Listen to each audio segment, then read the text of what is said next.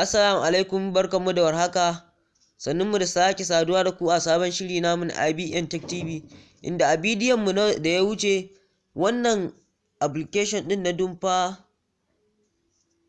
Dumpa Star din nan yana dawo da abubuwan da ka goge ne a wayanka. Misali yanzu sai mu je mu taɓa nan Deep Scan. To anan in ka taɓa Deep Scan zai yi ma scanning ɗin duk hotunan da ka goge, zai dawo ma da su. Kamar yadda kuke gani ga su nan. In bidiyo ne sai ka je nan ga bidiyon ka da ka goge, in audio ne ma za ka iya zuwa nan ga su nan duka dai.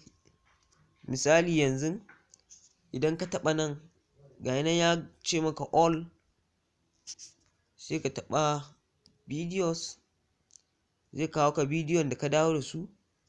To misali yanzu idan muka je nan, a nan duk bidiyon da baka so kawai ko duka ne ma za ka iya goge su gaba ɗaya, sai ka ce empty recycle bin. A nan gurin kamar yadda kuke gani yanzu gashi mun zo gurin audios, mun zo wurin videos, nan duk hotunan da aka goge ne. Yanzu su ma a yanda za ka yi kai recovery ɗinsu shine za ka taɓa su haka. Idan ka taɓa kan shi zai ce ma restore, ga yana a nan tsakiya delete, restore, share, sai ka ce restore kawai. Da ka danna restore to a take a daidai a wurin zai mayar maka da bidiyon. Misali bari mu ce restore,